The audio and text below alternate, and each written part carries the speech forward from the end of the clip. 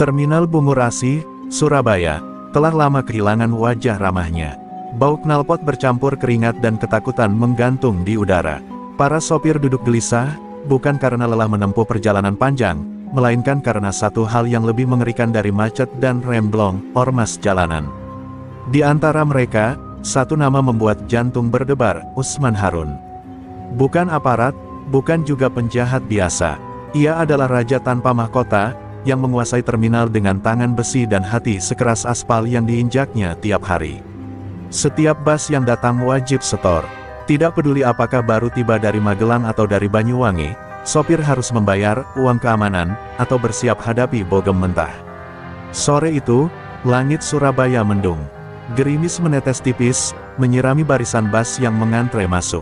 Sebuah bus dengan logo Handoyo meluncur pelan memasuki lorong utama terminal. Tak ada yang menyadari, bahwa bus itu membawa badai yang akan mengguncang Bungurasi. Usman Harun berdiri dengan santai di bawah tiang beton, dikelilingi 6 anak buahnya yang membawa pentungan dan radio HT. Matanya menyorot tajam ke arah bus Handoyo. Plat luar kota, baru masuk, gumamnya, seraya menyalakan rokok. Cek siapa sopirnya, kalau baru, jangan dikasih nafas. Anak buahnya segera menghampiri bus, mengetuk keras pintunya sambil berteriak, "Setoran." "Mana sopirnya?" Pintu terbuka otomatis. Seorang wanita turun dengan langkah mantap. Rambut hitamnya diikat ketat, kulitnya bersih, dan matanya tajam menantang. Seragam sopir berwarna biru tua membalut tubuhnya yang tegap. Wajah cantiknya membuat beberapa preman refleks menahan napas. Tapi sorot matanya, dingin, tajam seperti sembilu, membuat mereka urung melecehkan. "Saya yang bawa bus ini," ucapnya tegas. "Ada masalah."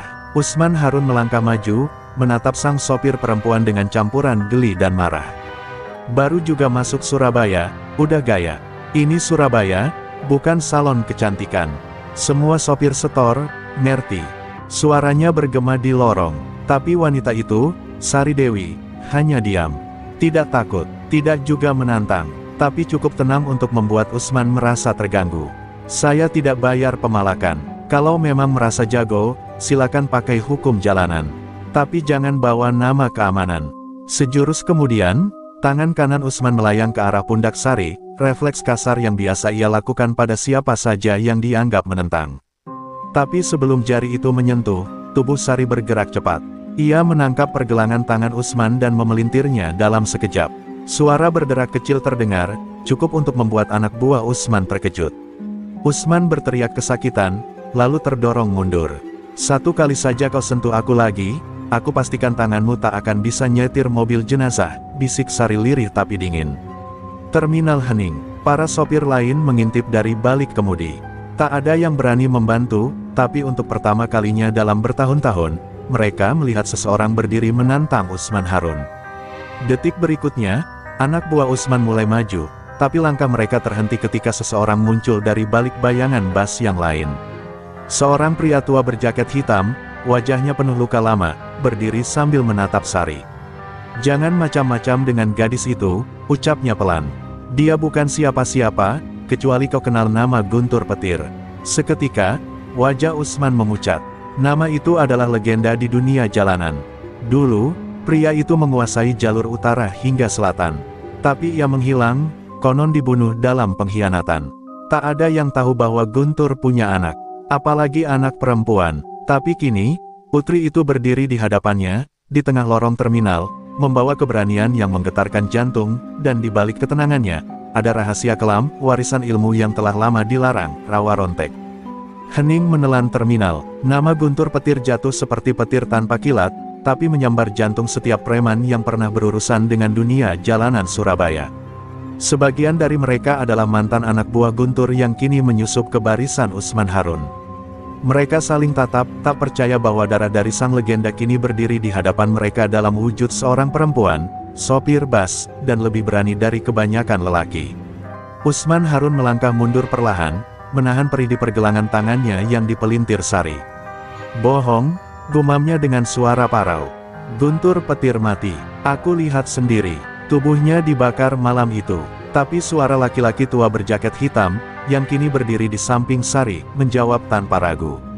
"Mungkin tubuhnya dibakar, tapi darahnya belum musnah. Dan kau tahu, darah Guntur tidak mati begitu saja. Sari menatap lelaki itu, masih asing baginya. Tapi sorot matanya seperti mengenal. Kau Rangga?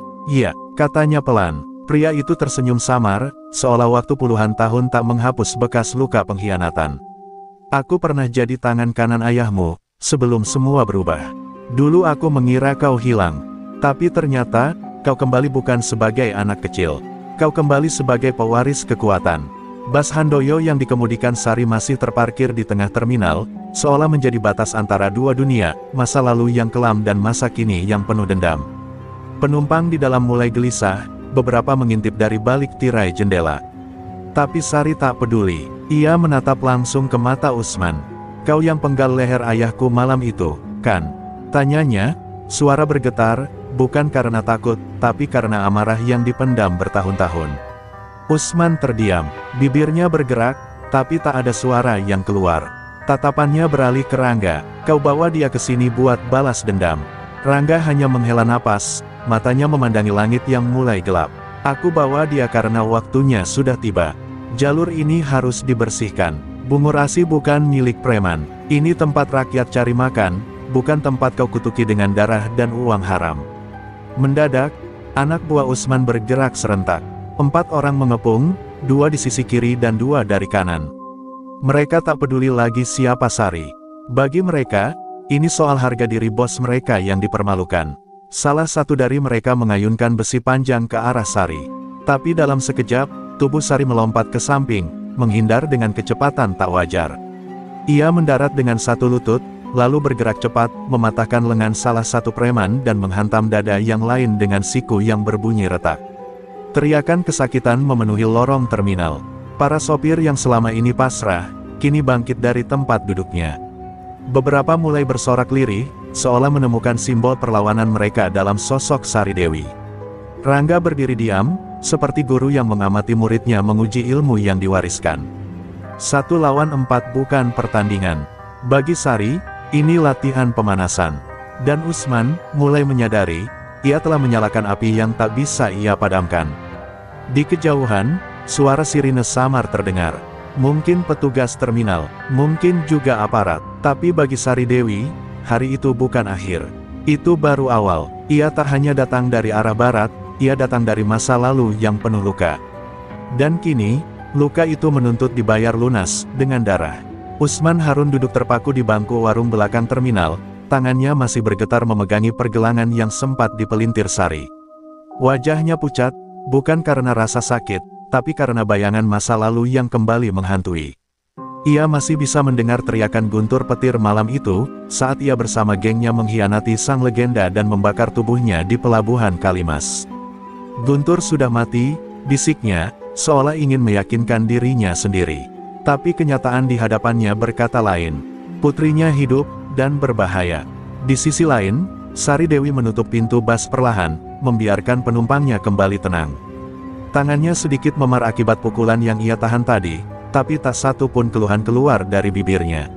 Ia duduk di kursi kemudi, memandangi kaca depan dengan sorot kosong. Dendam memang menghidupkan keberanian, tapi juga menyiksa. Wajah ayahnya, yang hanya ia ingat samar-samar, muncul di benaknya. Dulu ia terlalu kecil untuk mengerti politik jalanan, tapi kini semua mulai jelas. Rangga berdiri di luar bas, mengawasi situasi. Ia tahu ini baru permulaan. Usman bukan jenis preman yang kalah dan pergi. Ia jenis ular yang akan bersembunyi, lalu menggigit ketika lengah. Kau tak bisa terus sendiri, Sari, kata Rangga perlahan. Ayahmu dulu jatuh karena dia terlalu percaya orang-orang sekitarnya. Jangan ulangi kesalahan itu. Sari menoleh, matanya tenang. Aku tak percaya siapapun. Termasuk kau, balasnya datar. Rangga mengangguk pelan, paham benar luka dalam hati gadis itu masih belum sembuh. Di sisi terminal lain, Usman mengumpulkan anak buahnya yang selamat dari bentrokan tadi. Wajah mereka bonyok, tapi egonya lebih luka. Kita kerahkan semua, yang dari Tambak Sari, dari Rungkut, dari base camp Ngagel. Aku mau dia dilenyapkan sebelum dia jadi simbol perlawanan. Suaranya berat, penuh dendam. Ia tahu jika Sari dibiarkan, reputasinya akan runtuh. Dan bagi penguasa jalanan, reputasi lebih penting dari nyawa. Sore itu, 8 motor matic dengan knalpot bising meluncur keluar dari gang terminal. Setiap pengendara membawa pentungan, besi, atau rantai. Mereka bukan sekadar preman, mereka adalah pemburu, dan targetnya adalah seorang sopir wanita. Tapi yang tak mereka tahu, gadis itu bukan daging biasa. Ia adalah warisan dari zaman kekuasaan lama, zaman di mana satu teriakan guntur bisa menghentikan perang antar geng di seluruh Surabaya. Sari tak takut, ia tahu mereka akan datang. Bahkan ia sudah merasakan aura kematian sejak tangannya menyentuh setir bas pagi tadi. Ia berdiri di atas bas, memandangi langit senja yang mulai menghitam. Mereka pikir aku cuma anak sopir. Mereka salah, gumamnya pelan. Aku adalah luka yang ditinggalkan, dan aku belum selesai menagih balas. Rangga datang membawa sesuatu, sebuah kotak besi kecil, berkarat, yang diserahkan kepada Sari dengan tangan gemetar. Ayahmu titipkan ini padaku sebelum dia ditikam Usman. Dia tahu kau akan datang ke terminal ini suatu hari. Sari membuka kotak itu perlahan. Di dalamnya, sebuah kain hitam yang dibungkus rapi, dan sebilah pisau pendek berukir aksara Jawa kuno. Nafas Sari tercekat. Ia tahu, ini bukan pisau biasa. Ini adalah pisau rawa rontek, simbol dari ilmu yang tak mengenal kematian. Sementara malam jatuh, dan lampu-lampu terminal mulai menyala, suara motor-motor liar mulai mendekat. Tapi tak satu pun yang tahu, mereka tak sedang menuju Medan Palak, mereka sedang masuk ke wilayah yang lebih gelap. Wilayah milik gadis yang seharusnya tak hidup, tapi tetap berjalan karena dendam tak pernah mati. Malam mengunci terminal Bungurasi dalam sunyi yang mencekam. Hanya suara kipas warung dan sesekali deru motor preman yang menyayat lorong-lorong sempit. Di balik kaca bas Handoyo yang gelap, Sari Dewi duduk memandangi pisau pendek berukir dalam kotak warisan ayahnya. Diukir di gagangnya kata-kata kuno, "Sing sudi mati, ora bakal mati, yang rela mati, tak akan pernah mati." Kalimat itu berputar dalam benaknya seperti mantra. Tangannya gemetar, bukan karena takut, tapi karena darah warisan itu mulai membangkitkan sesuatu yang telah lama terkubur dalam tubuhnya. Rangga, lelaki tua yang menyelamatkannya siang tadi, duduk di bangku seberang sambil meminum kopi hitam. Ia menatap Sari dengan mata sayu, matanya menyimpan 1000 cerita yang belum sempat diucapkan. "Ayahmu tak pernah ingin kau mewarisi ini," ucapnya lirih. "Dia ingin kau hidup normal, jauh dari dunia hitam yang pernah kami bangun." Sari membalas tatapannya, matanya basah namun keras. "Normal itu mati. Normal adalah saat ayahku dibakar hidup-hidup oleh pengkhianat. Aku tidak memilih ini, Rangga. Ini memilihku." Kilasan masa kecil Sari menyambar pikirannya. Ia masih ingat saat digendong ayahnya melintasi rel kereta tengah malam, dikejar orang-orang bertopeng. Ia ingat suara letusan pistol, darah di telapak tangan ayahnya, dan satu kalimat terakhir yang dibisikkan ke telinganya sebelum ia diserahkan ke seorang biksu tua di lereng Gunung Wilis, "Kelak, kalau dunia menamparmu, balas dengan tangan yang tak bisa mati." Saat itu ia belum mengerti. Tapi kini semua terasa masuk akal. Ayahnya menyembunyikannya bukan untuk melindungi, tapi untuk mempersiapkan. Sementara itu, di tempat lain, Usman Harun duduk di ruang belakang sebuah markas kecil di daerah Tambak Sari. Di depannya tergelar peta jalur bas, data supir, dan foto-foto lawas yang menghitam karena usia. Salah satu foto membuatnya terdiam, guntur petir dan dirinya, masih muda, bersanding dalam pesta kemenangan usai menguasai terminal Tanjung Perak tahun 1997. Wajah Usman di foto itu penuh senyum. Tapi kini, senyum itu telah digantikan ketakutan yang ia sembunyikan di balik amarah. "Dia anaknya, dan dia punya rawa rontek," bisiknya, sambil menyalakan sebatang rokok dengan tangan gemetar. Rawa rontek bukan sekadar ilmu kebal. Itu kutukan yang membuat tubuh tak bisa mati selama dendam belum terbalaskan. Konon, orang yang menguasainya bisa hidup setelah ditusuk, dibakar, bahkan ditembak, selama jiwanya belum puas. Tapi itu juga berarti penderitaan abadi. Usman tahu, Guntur pernah hampir gila karena kekuatan itu. Dan kini kekuatan itu berpindah ke Sari, yang membawa dendam berdarah, dendam pada dirinya. Rangga berdiri dari kursinya, lalu menatap Sari yang masih menatap pisau. "Kalau kau betul-betul ingin masuk ke jalur ini, kau harus tahu semua tentang ayahmu," katanya pelan. "Besok, kita ke tempat terakhir Guntur mengubur jejaknya, di rumah tua di kawasan Duku Pakis. Di sanalah semua dimulai, dan mungkin, akan berakhir." Sari mengangguk. Tak ada ragu, tak ada takut. Ia tahu, kebenaran akan membawa luka. Tapi luka itulah yang akan membentuk pedangnya. Di luar, hujan mulai turun. Deras, membasahi aspal terminal yang retak-retak. Tapi bagi Sari, hujan bukan pertanda duka. Itu adalah suara langkah ayahnya yang kembali berjalan di belakangnya, menemani, menuntun, dan memberi kekuatan. Dan di bawah hujan itulah, jejak darah guntur petir mulai terungkap, satu demi satu, mengantarkan Sari ke jalan yang hanya bisa ditempuh oleh mereka yang tak lagi takut mati. Subuh belum genap menyingsing saat Sari Dewi dan Rangga tiba di sebuah rumah tua di kawasan Duku Pakis. Rumah itu berdiri di ujung gang sempit, diapit oleh pohon mangga tua dan tembok beton tinggi yang sudah ditumbuhi lumut. Catnya mengelupas, jendelanya tertutup papan kayu, tapi udara di sekelilingnya berat, seakan rumah itu menyimpan napas dari masa lalu yang tak pernah benar-benar mati. Disinilah ayahmu menyembunyikan naskah ilmu rawa rontek, ucap Rangga lirih. Dan di sini juga, dia mulai kehilangan dirinya.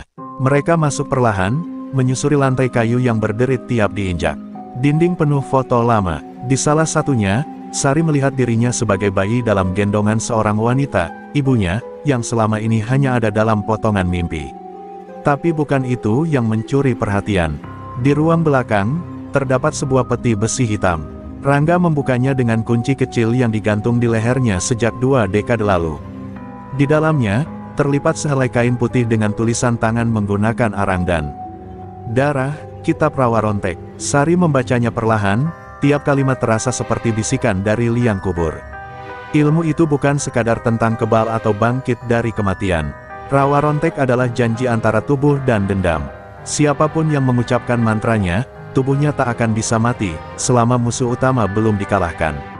Tapi kutukannya, rasa sakit akan abadi, luka tak pernah benar-benar sembuh, dan jika dendam tak tuntas, jiwa akan terjebak dalam tubuh selamanya, tak bisa pergi kemanapun, bahkan setelah dunia runtuh.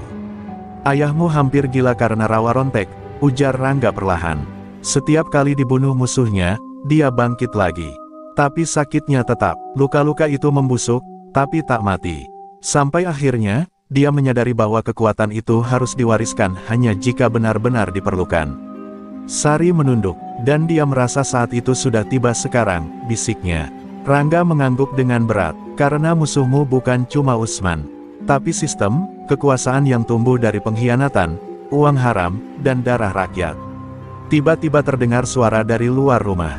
Deru motor, tertawa kasar, beberapa orang bersenjata tajam mendobrak pagar depan. Mereka menemukanku, desis Rangga.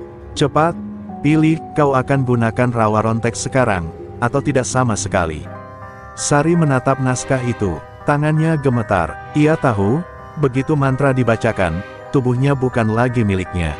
Tapi ia juga tahu, dunia ini terlalu bengkok untuk diluruskan dengan tangan biasa. Ia membuka kain itu, menggigit jarinya sendiri, dan menuliskan namanya dengan darah di bagian akhir teks. Mantranya bukan dibaca, ujar Rangga cepat. Mantranya dirasakan. Kau harus memaafkan rasa sakit, tapi tidak melupakan luka.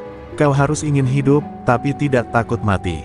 Sari memejamkan mata. Dalam hatinya ia ingat wajah ayahnya, tangis ibunya, dan luka-luka sopir bus yang selama ini dipukul, dipalak, dan diludahi. Dadanya berdenyut keras, dan ketika matanya terbuka, sorotnya telah berubah. Dalam pupilnya kini terpantul kobaran api, dan tubuhnya mulai menghangat, seolah disulut dari dalam. Pintu depan digedor keras. Beberapa preman Usman Harun menerobos masuk dengan parang dan pentungan. Cepat ambil gadis itu, hidup atau mati. Salah satu dari mereka menebas ke arah Sari, tapi sebelum besi itu menyentuh, Sari melompat dengan gerakan tak seperti manusia biasa. Ia mencengkeram lengan si penyerang dan membantingnya ke meja hingga patah. Yang lain menusuk dari belakang, dan ujung pisau menembus perut Sari. Tapi ia tetap berdiri, tersenyum. Darah mengucur, tapi tubuhnya tak tumbang. Selamat datang di dunia rawa rontek, gumamnya, suara berat dan dingin. Satu persatu, para penyerang berlari mundur dengan panik. Tapi Sari tak mengejar, ia hanya berdiri, menatap langit dari balik jendela pecah rumah tua itu. Ia tahu, pertarungan sebenarnya baru dimulai. Tapi kini, ia bukan lagi sopir wanita biasa. Ia adalah pewaris luka, pembawa dendam, dan makhluk hidup yang tidak bisa mati, sampai semua pengkhianat roboh di kakinya. Keesokan harinya, matahari Surabaya tak bersinar cerah. Langit justru muram, seolah ikut menyerap hawa dendam yang menebal di udara.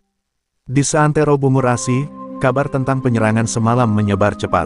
Preman Tambak Sari dihajar seorang cewek sopir bus. Tusuk perut gak mati. Begitu bisik-bisik yang beredar di warung kopi, di antara kernet dan sopir. Para ormas mulai gelisah. Mereka tak takut pada polisi, tapi cerita tentang manusia tak bisa mati membuat nyali mereka runtuh dalam diam. Di markasnya, Usman Harun membanting gelas kopi hingga pecah. Wajahnya merah padam, tangannya penuh perban dari insiden kemarin. Ia sadar, ini bukan lagi sekadar soal balas dendam. Ini soal kekuasaan. Jika ia kalah dari satu orang perempuan, maka seluruh jaringan ormas bayaran di Surabaya akan mencibirnya, dan ia akan dicopot dari singgasananya sebagai raja jalanan. Bakar jalur itu, hancurkan semua bas Handoyo yang masuk Bungur Asih. Aku mau dia keluar dari persembunyian. Teriaknya pada anak buahnya yang berdiri ketakutan. Di tempat lain, Sari Dewi berdiri di atas atap busnya yang kini terparkir di halaman bengkel tua milik Rangga. Tubuhnya masih menahan sakit bekas tusukan malam sebelumnya, tapi luka itu hanya seperti nyeri biasa. Dagingnya tetap robek, tapi darah berhenti sendiri. Dingin, tak ada nanah. Tak ada infeksi, rawa rontek tak menyembuhkan, tapi juga tak membunuh. Ia mulai mengerti, tubuhnya bukan lagi miliknya sepenuhnya. Dendam telah menjadi bahan bakar setiap detak jantungnya. Rangga datang membawa berita, Usman mulai membakar bus-bus jalur timur. Satu unit Handoyo di Jombang dibakar abis, sopirnya masuk rumah sakit. Sari menggertakkan gigi, matanya merah, tapi ia tak langsung menyerang. Ia tahu, membalas secara membabi buta hanya akan membuatnya sama seperti mereka. Ia menatap peta terminal, mempelajari pola-pola patroli ormas. Malam ini kita balikkan keadaan. Bukan mereka yang mengejar kita, tapi kita yang memburu. Sementara itu, 8 orang berseragam ormas berjalan congkak di area keberangkatan terminal Bungur Asih. Mereka menghentikan setiap bus, menamparkan sopir, menendang pintu bagasi. Mereka pikir tak akan ada perlawanan. Hingga tiba-tiba, dari salah satu bus kosong yang mereka geledah, muncul bayangan hitam. Sari Dewi, mengenakan jaket kulit warisan ayahnya, melompat keluar dan langsung menghantam 2 preman sekaligus dengan tendangan memutar. Bentrok brutal pecah. 2 ormas roboh, 3 lainnya lari namun dicegat oleh Rangga dan 2 mantan anak buah Guntur yang mulai kembali ke sisi kebenaran. Pentungan melayang, pisau dilempar, dan besi dihantamkan. Tapi malam itu, tidak ada satupun luka yang bisa menghentikan langkah Sari. Ia ditusuk lagi, 2 kali, di perut dan di punggung. Tapi ia hanya jatuh berlutut, lalu berdiri lagi. Matanya kosong, suaranya pelan, aku sudah mati, tapi dendamku belum. Para sopir mulai berkerumun, sebagian memberanikan diri membantu, sebagian lagi hanya menonton dengan mata bulat tak percaya. Mereka melihat sesuatu yang selama ini hanya ada dalam legenda, seorang perempuan yang dihujani pukulan, tapi tidak tumbang. Yang berdarah, tapi tidak mati. Dan ketika perlawanan itu usai, para ormas yang tersisa ditinggal terkapar di antara rem tangan dan troli bagasi. Bungur Asih malam itu bukan lagi wilayah ormas. Bungur Asih mulai merasa bebas. Tapi ini baru awal, Usman Harun belum jatuh. Dan Sari tahu, selagi pria itu masih menghirup udara, luka ayahnya belum dibayar. Ia naik kembali ke bus, menatap ke arah jendela, ke langit Surabaya yang mulai cerah.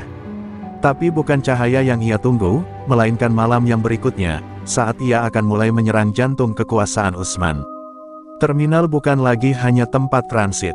Terminal adalah medan perang. Malam menjelang lagi di Surabaya, namun suasananya berbeda.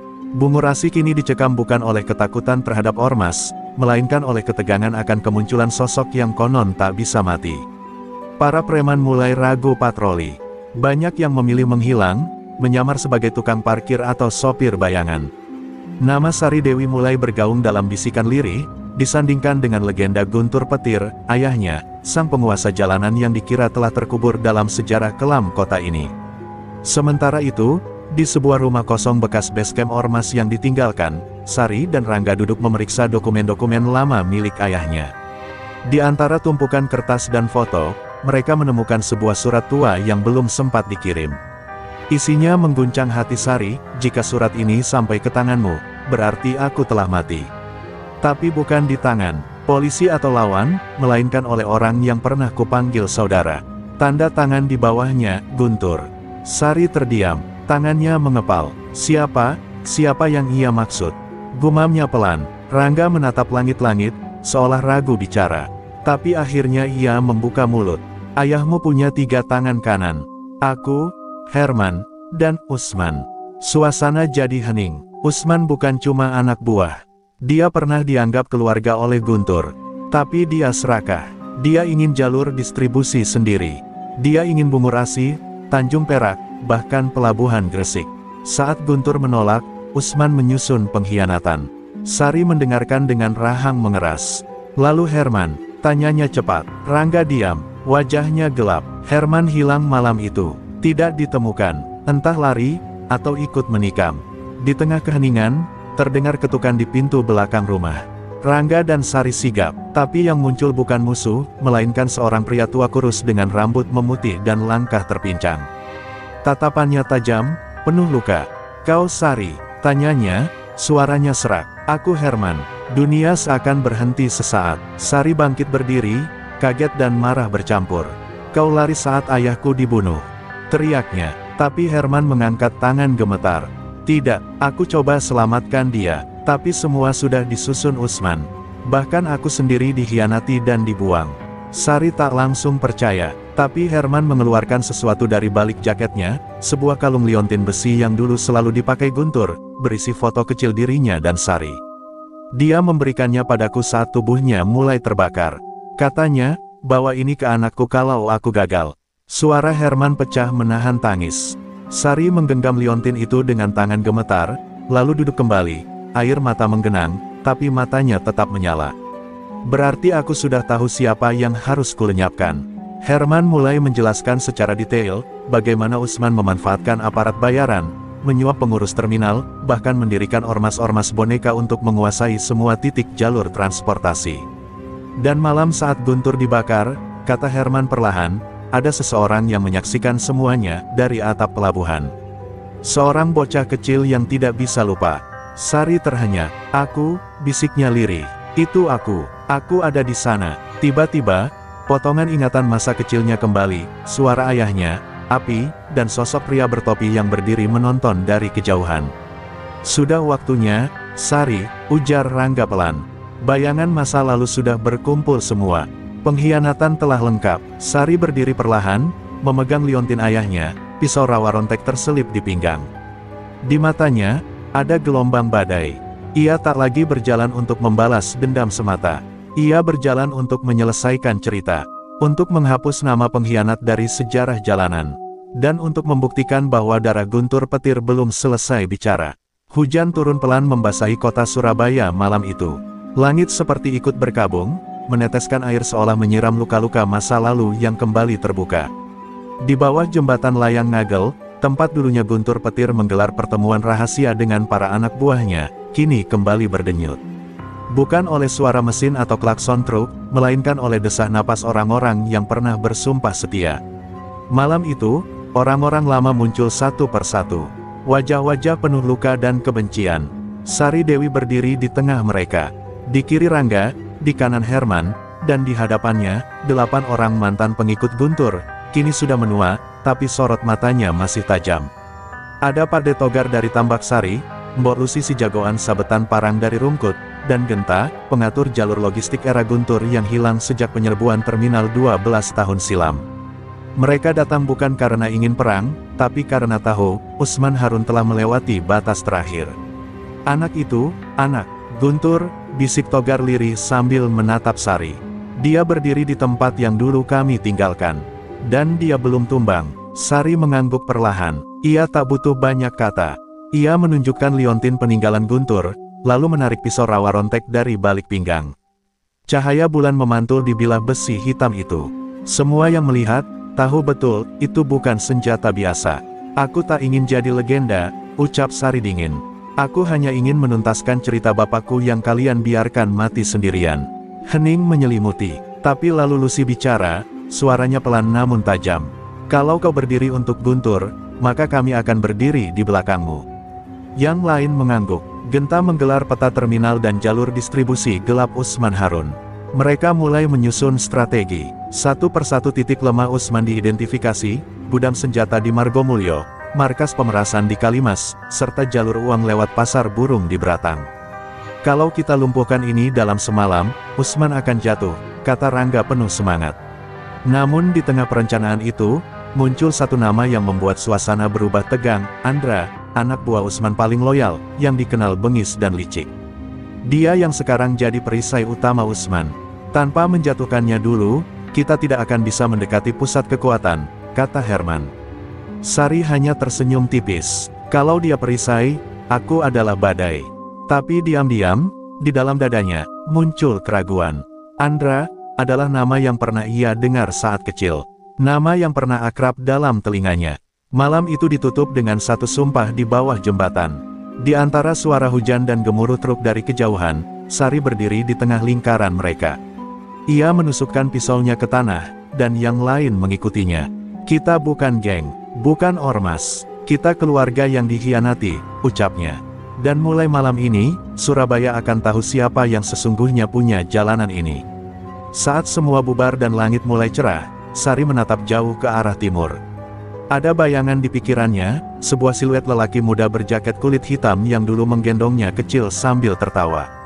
Andra, gumamnya, kalau kau benar orang itu, maka perang ini tak akan semudah yang kupikirkan. Perjalanan menuju pembalasan telah dimulai, tapi di sepanjang jalannya, kenangan masa kecil dan darah pengkhianatan mulai menyatu menjadi satu labirin yang lebih gelap. Subuh belum juga datang ketika Sari, Rangga, dan kelompoknya mulai bergerak. Jalanan Surabaya yang biasanya padat mulai terasa lengang, seakan tahu badai akan datang. Target pertama, gudang senjata Usman Harun di Margomulyo. Disinilah para preman kerap mengisi senjata tajam dan airsoft gun untuk aksi mereka. Kita harus masuk senyap, kata Genta tegas. Namun bahkan sebelum mereka mendekat, mereka sadar mereka sudah terlambat. Gudang itu sudah kosong, hangus terbakar, masih tercium bau solar dan plastik meleleh. Ada yang membocorkan rencana kita, gumam Rangga, wajahnya tegang. Herman memeriksa puing-puing dengan tatapan muram. Ini bukan kebetulan, Usman tahu kita akan menyerang. Dia bakar gudangnya sendiri, menghilangkan jejak, lalu menyusun perang terbuka. Sari menatap sekitar, di dinding yang setengah gosong, ada coretan baru dengan cat semprot merah. Aku tunggu di Beratang, anak Guntur. Andra, nama itu kembali menghantam dada Sari seperti gelombang laut yang menghantam karang. Mereka mundur ke markas sementara di gudang tua dekat stasiun. Di sana, suasana mencekam. Semua orang tahu, ada mata-mata di antara mereka. Tapi siapa? Genta, Lucy, atau bahkan Herman? Sari tak ingin berpikir buruk, tapi kenyataan tak bisa dibantah. Kita cuma punya satu kesempatan lagi. Pasar burung Beratang. Jika gagal, Usman akan memburu kita satu-satu, kata Togar. Sari diam sesaat, lalu berdiri. Kita tidak akan gagal, tapi mulai sekarang, semua gerak dibatasi, tak ada yang pergi sendirian. Malam menjelang saat mereka tiba di sekitar Beratang. Dari atas gedung kosong, mereka mengintai. Tampak puluhan preman berjaga, sebagian bersenjata, sebagian lainnya menyamar sebagai pedagang. Tapi yang paling mencolok, berdiri di tengah pasar, adalah seorang pria muda bertopi, berjaket kulit hitam. Tatapannya menyapu tajam ke segala arah, seperti sedang menunggu sesuatu. Itu dia, Andra, bisik Herman. Sari hanya mengangguk, tapi matanya berubah. Bukan hanya dendam, melainkan luka lama yang menganga. 12 tahun lalu, sebelum ayahnya dibakar hidup-hidup, Sari pernah diselamatkan dari pengejaran oleh seorang pemuda remaja. Andra, ia ingat betul tangan hangat yang menggandengnya melewati reruntuhan pelabuhan, suara bisikan tenang yang menenangkan tangisnya. Tapi kini, pria itu berdiri sebagai musuh. Kalau benar dia yang dulu menyelamatkan aku, kenapa dia sekarang jadi anjing Usman? Gumam Sari. Pertanyaan itu membuatnya ragu, tapi tekadnya tak goyah. Rangga mengatur pembagian tugas. Kita pecah 3 tim. 2 menyusup dari sisi timur dan utara, 1 tim utama langsung ke pusat. Tapi kalau Andra mengendus kita, dia akan membantai duluan. Sari tiba-tiba bicara, nadanya dingin. Biar aku yang menghadapinya, sendiri. Semua kaget, tapi Sari tak menggertak. Ia tahu pertemuan itu tak bisa dihindari. Ada janji lama yang belum ditepati. Ada darah yang belum tuntas. Dan jika Andra benar-benar berubah menjadi iblis, maka rawa rontek di pinggangnya akan bicara. Mereka bergerak dalam senyap, langkah demi langkah mengendap masuk pasar. Tapi saat Sari melangkah sendirian ke pusat pasar, tiba-tiba suara tembakan meletus ke udara. Semua terhenti. Dari tengah pasar, Andra mengangkat senjata dan berteriak, "Keluar, Sari. Kau tidak perlu bersembunyi. Kita berdua yang perlu selesaikan ini." Suara itu tak hanya menggetarkan malam, tapi juga mengguncang dada Sari. Dia tahu, malam ini, bukan cuma tentang balas dendam, tapi tentang siapa yang akan bertahan dari luka paling dalam. Suara tembakan masih menggema saat Sari melangkah keluar dari bayang-bayang kios tua. Lampu-lampu pasar remang-remang, menyinari wajahnya yang kini dipenuhi amarah, kecewa, dan keraguan. Di hadapannya, Andra berdiri dengan senjata tergantung di pinggang dan tatapan yang sulit dibaca. Pria itu tak berubah banyak, masih dengan sorot mata yang dulu membuatnya merasa aman, tapi malam ini, sorot itu berubah menjadi tajam seperti belati. "Sari Dewi," kata Andra pelan, "kau tumbuh jadi wanita yang lebih kuat dari yang pernah kubayangkan."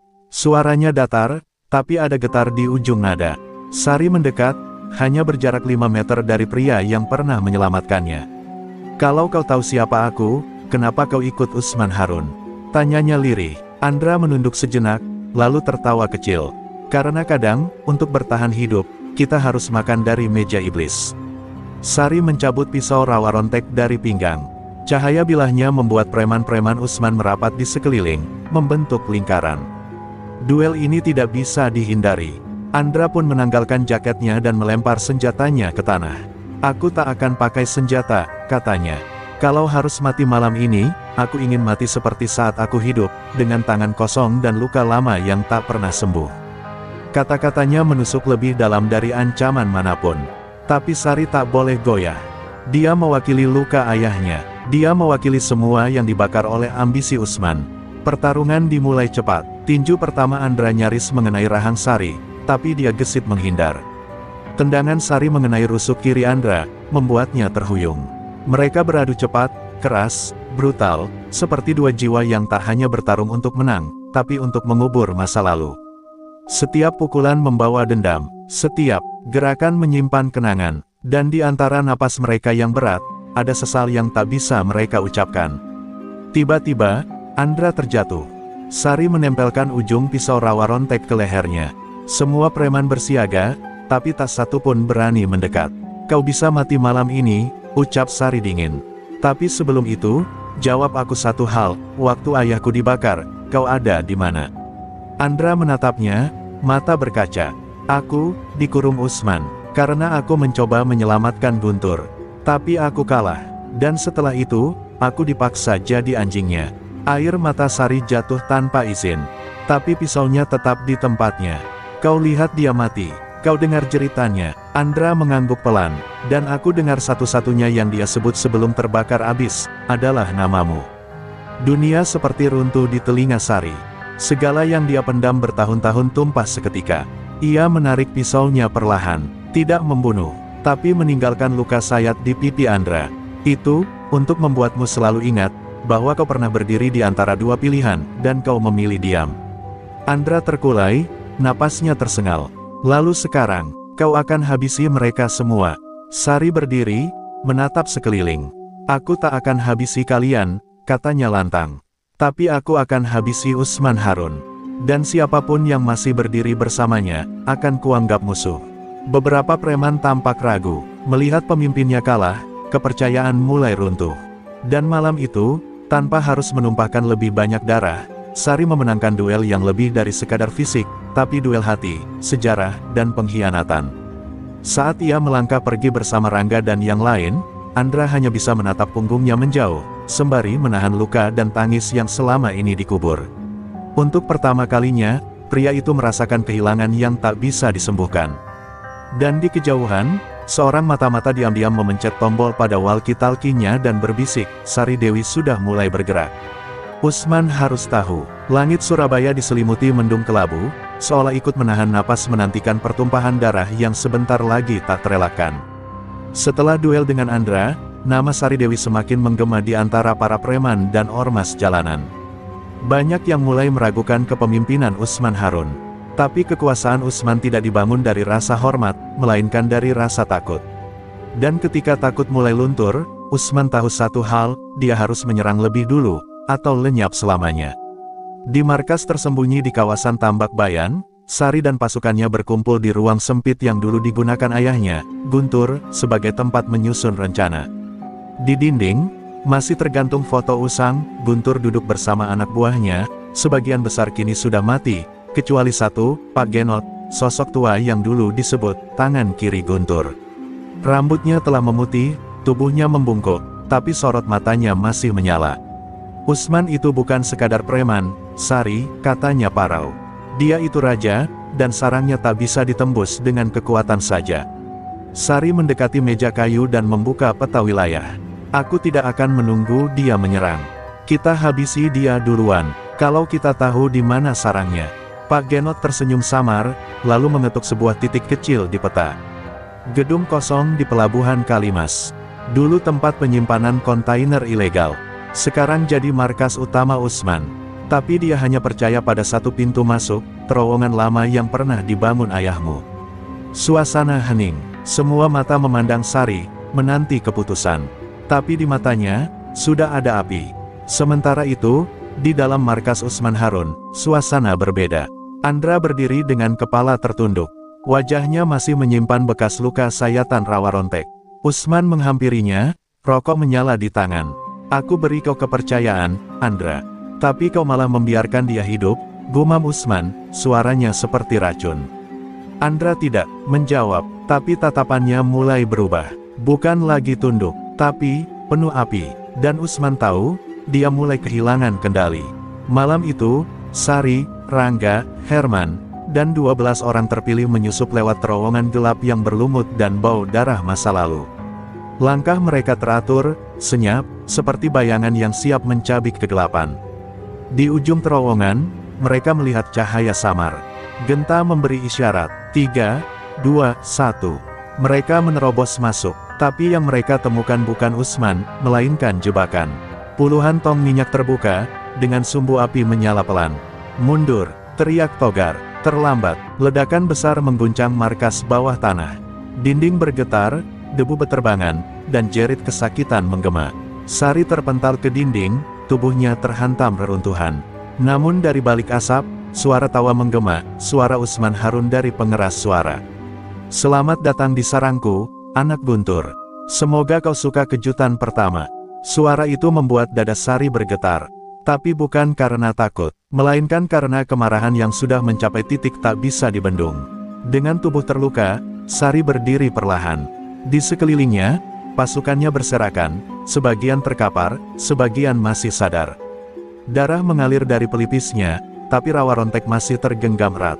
Kita tak akan mati di sini, katanya, suaranya dingin dan tajam. Utsman pikir dia bisa menjebak kita. Tapi dia lupa satu hal, aku anak dari Guntur, bukan bangkai yang bisa dikubur dengan mudah.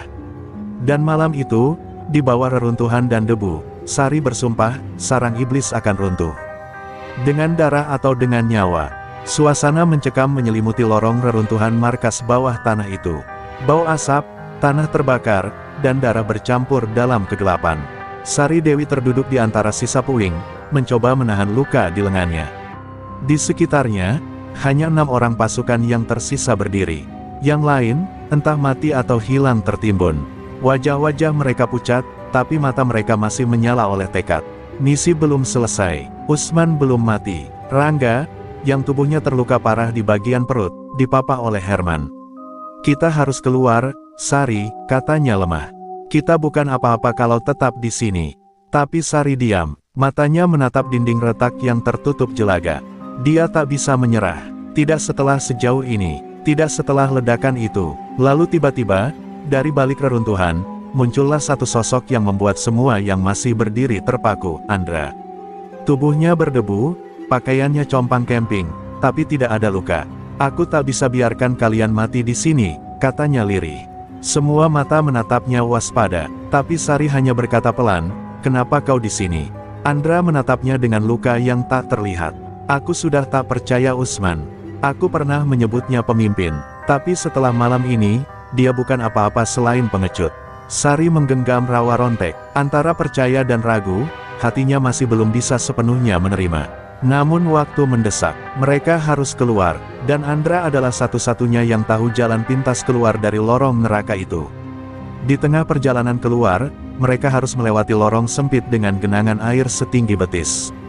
Nafas mereka berat, dan suara-suara langkah dari belakang membuat semuanya semakin tegang.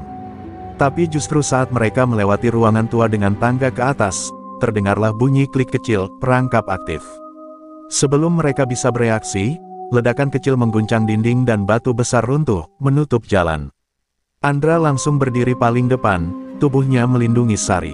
Seseorang sengaja menjebak kita lagi. Sari menatap Andra. Kau bilang kau membelot, tapi jalan yang kau tunjuk malah perangkap. Andra terdiam, lalu dengan suara lirih, dia berkata, aku disuruh pantau kalian. Tapi aku berubah pikiran, aku ingin bantu kalian sekarang. Tapi terlambat, Herman mencabut pistol dan mengarahkan ke Andra. Pengkhianat tak pernah berubah, kita seharusnya tahu. Tapi sebelum peluru dilepaskan, Sari mengangkat tangan. Tidak, kalau dia ingin membunuh kita, dia sudah bisa sejak tadi. Kita butuh dia. Perjalanan dilanjutkan dengan penuh curiga. Setiap langkah adalah taruhannya sendiri. Hingga akhirnya, mereka sampai di ujung lorong yang berakhir di balik bak sampah pelabuhan. Nafas mereka lega untuk sesaat. Tapi yang tidak mereka sadari adalah satu sosok yang sejak tadi berjalan di belakang mereka, Darto. Salah satu pasukan Sari, diam-diam menyalakan alat pelacak di ikat pinggangnya dan membisikkan sesuatu ke walkie-talkie yang tersembunyi. Mereka keluar, lokasi, belakang gudang pelabuhan. Ulangi, mereka keluar. Darto adalah orang terakhir yang diduga akan berkhianat. Ia adalah murid langsung Guntur semasa muda. Tapi malam itu, saat kelompok Sari terseok keluar dari jebakan dan luka-luka, Darto menghilang dari pandangan. Sari tak menyadarinya, dan dari kejauhan, Usman Harun tersenyum licik dari kursi kayunya, sambil menatap layar ponsel berisi titik pelacakan. Bagus, Darto, bisiknya.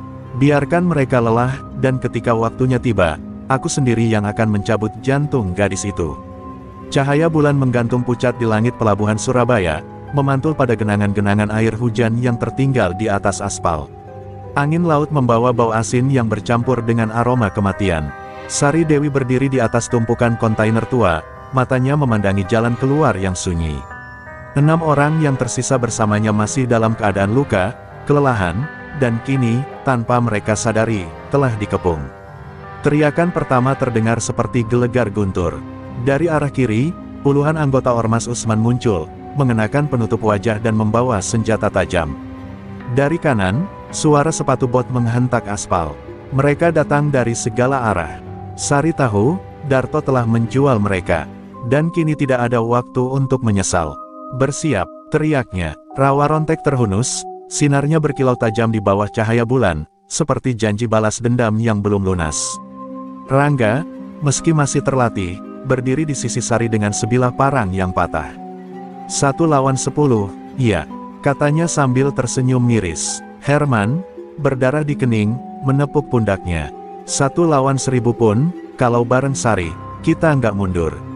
Sari memandang mereka sejenak, ada luka dalam matanya, bukan karena tubuh, tapi karena kehilangan. Tapi sebelum ia sempat bicara, gelombang pertama serangan datang, dan pertempuran pun pecah. Teriakan, denting senjata, dan jerit kesakitan berpadu menjadi simfoni kelam di pelabuhan malam itu. Sari menari di antara musuh-musuhnya seperti bayangan, rawa rontek membelah udara dan daging.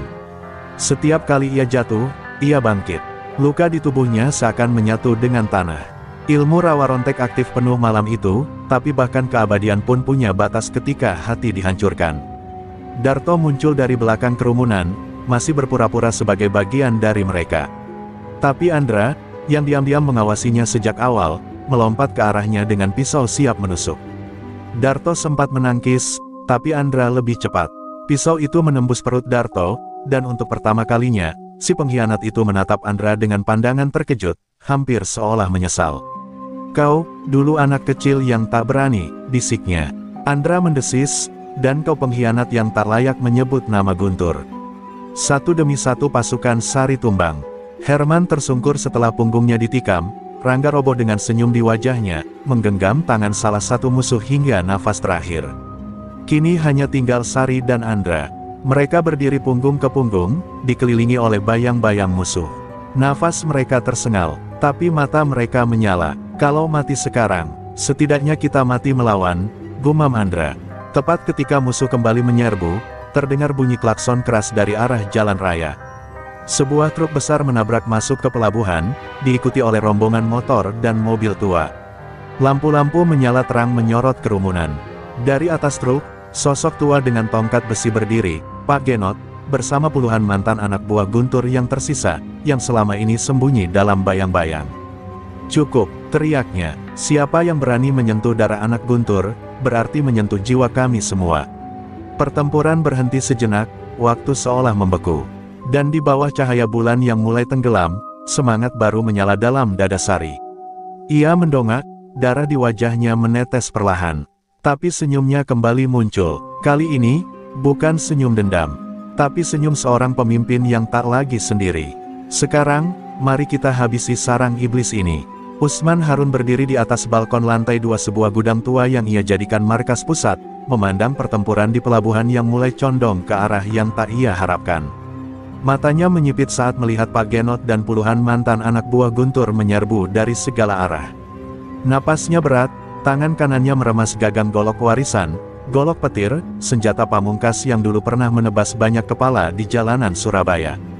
Tapi malam ini berbeda. Malam ini, semua kutukan yang ia tanam selama bertahun-tahun mulai menuai darah. Di bawah sana, Sari Dewi memimpin serangan balasan. Tubuhnya berlumuran darah, campuran milik sendiri dan musuh, namun sorot matanya lebih tajam dari sebelumnya. Ia seperti titisan ayahnya sendiri. Ilmu rawa rontek yang mengalir dalam darahnya kini tampak makin liar. Setiap luka yang diterimanya sembuh dalam sekejap, dan setiap tebasan membawa nyawa. Tapi ada satu hal yang tak sembuh, dendam yang mengendap sejak kecil, sejak ibunya dibunuh di depan matanya oleh anak buah Usman. Pak Genot maju dengan tongkat besinya, menghantam para penjaga yang tersisa. Meski sudah renta, tangannya masih menyimpan kekuatan masa lalu. Di belakangnya, Andra memimpin sisa pasukan yang terluka, menyusup masuk ke gudang dari sisi lain. Mereka tahu, pertarungan ini tak bisa hanya di luar. Usman harus ditarik keluar, atau dibakar hidup-hidup di dalam singgasananya sendiri. Tapi saat Sari melangkah mendekati pintu masuk utama, sepasang anak muda menghadangnya. Mereka bukan anggota ormas biasa, mereka adalah anak angkat Usman, hasil didikan paling sadis, yang sejak kecil dilatih membunuh tanpa suara dan rasa. Si kembar Danu dan Dana. Dengan senyum bengis, mereka melompat ke arah Sari tanpa sepatah kata. Pertarungan tiga arah pun terjadi. Sari kewalahan, rawa rontek menangkis serangan bertubi-tubi, tapi luka di tubuhnya mulai terasa. Darah hitam menetes. Pertanda bahwa ilmu rawa rontek mulai melemah karena tekanan batin dan kekuatan musuh yang seimbang. Andra berusaha masuk membantu, tapi terhalang ledakan dari arah tangga. Darto, yang ternyata belum mati, meledakkan salah satu tong bahan bakar sambil tertawa histeris. Tubuhnya hangus sebagian, tapi matanya masih menyala gila. "Aku akan kubur kalian semua malam ini," teriaknya, tapi sebuah peluru menembus kepalanya dari kejauhan. Pak Genot berdiri di ujung lorong, senapan tua di tangannya. "Cukup berisik untuk seorang pengkhianat kecil," gumamnya pelan. Sari akhirnya berhasil menebas leher Dana, namun tebasan Danu menggores perutnya dalam-dalam. Sari jatuh berlutut, darah mengalir deras. Tapi tiba-tiba, sinar putih membungkus tubuhnya. Wajah Guntur muncul sekilas dalam benaknya, seperti roh yang membisikkan kekuatan terakhir. "Nak, ingat siapa kau?" Mata Sari kembali terbuka. Dengan teriakan memecah malam, ia melompat dan menancapkan rawa rontek tepat ke dada Danu. Tubuh Danu terbakar, meledak dalam cahaya. Usman menyaksikan semua itu dari atas, wajahnya pucat. Ia tahu waktunya telah tiba. Ia menuruni tangga, perlahan. Di tangannya, golok petir mulai mengeluarkan aliran listrik kecil, tanda bahwa ia siap bertarung. "Jadi, akhirnya kau datang juga, Sari Dewi," katanya datar. "Mari kita akhiri semua darah ini, dengan darah terakhir yang tersisa." Dan di tengah pelabuhan yang terbakar, dua bayangan berdiri saling berhadapan. Satu adalah kutukan masa lalu. Satunya lagi adalah harapan masa depan. Dan darah di antara mereka akan menentukan siapa yang layak hidup di bawah langit Surabaya. Langit Surabaya malam itu merah menyala, bukan oleh matahari, melainkan oleh api yang melalap gudang tua di pelabuhan. Asap hitam membubung tinggi, seolah mengabarkan bahwa sebuah babak kelam sedang menuju akhir. Di tengah bara dan puing, dua sosok berdiri saling berhadapan. Sari Dewi, berdarah dan nyaris roboh, menghadapi Usman Harun, lelaki tua yang tangannya telah menulis banyak nisan di jalanan kota. Di antara mereka, ada sejarah, darah, dan dendam yang berakar dalam. Golok petir di tangan Usman menyala terang, memancarkan listrik liar yang menari-nari di udara. Rawa rontek milik Sari retak di bagian ujung, seperti mencerminkan tubuh tuannya yang juga mulai lelah. Tapi mata Sari menyala, bukan karena ilmu, melainkan karena tekad. Kau bunuh ibuku, kau bikin bapakku jadi buronan seumur hidup, dan sekarang kau mau bunuh aku juga. Coba saja, suaranya serak, tapi penuh tantangan. Usman tersenyum tipis, aku cuma teruskan rantai kekuasaan, nak. Kau hanya batu yang tersisa dari reruntuhan. Lalu mereka bertarung. Benturan dua senjata meledak seperti petir menghantam bumi. Setiap tebasan Usman penuh kekuatan, tapi setiap gerakan Sari penuh kelincahan. Golok petir melukai dada Sari, darah segar memercik. Tapi rawa rontek membalas, menorehkan luka panjang di lengan Usman. Tidak ada teriakan, tidak ada keluhan, hanya suara besi bertemu besi dan napas yang makin berat. Ilmu rawa rontek mulai melemah, tapi Sari tidak mundur. Kekuatanmu berasal dari rasa takut. Kekuatan saya, dari yang sudah mati, gumamnya. Di luar gudang, sisa anak buah Guntur dan warga terminal yang pernah ditindas mulai berdatangan, menyaksikan dari kejauhan. Beberapa merekam, beberapa menangis, tapi tak satu pun berani mendekat. Mereka tahu ini bukan pertarungan biasa. Ini adalah pertarungan antara bayang-bayang kota, dan hanya satu yang bisa keluar hidup-hidup. Usman akhirnya kehilangan keseimbangan. Rawa rontek menebas lututnya. Ia jatuh tersungkur, golok petir tergelincir dari genggamannya. Tapi Sari tidak langsung membunuh. Ia menatap lelaki tua itu, dengan napas memburu. Ayahku dulu menahan diri untuk tidak membunuhmu. Tapi dia salah. Aku tak akan ulangi kesalahan itu. Dan tanpa ragu, rawa rontek menghujam tepat ke dada Usman Harun. Tubuh lelaki itu tersentak, lalu diam. Kilatan petir kecil terakhir menghilang bersama nyawanya. Api mulai menjilat dinding gudang. Sari berjalan terlatih keluar, disambut oleh tatapan ratusan mata. Beberapa bersorak, beberapa berlutut. Pak Genot meneteskan air mata. Andra menghampiri dan memapahnya. Kau bukan hanya anak Guntur, kau telah menjadi legenda sendiri, bisiknya. Sari menatap ke langit, yang kini mulai bersih dari asap. Surabaya, akhirnya bebas. Dan di ujung malam, dengan api sebagai saksi dan angin laut sebagai nyanyian penghabisan, sebuah era pun berakhir. Sari Dewi bukan lagi sekadar sopir bas. Ia adalah simbol perlawanan. Warisan api yang membakar ketakutan menjadi keberanian.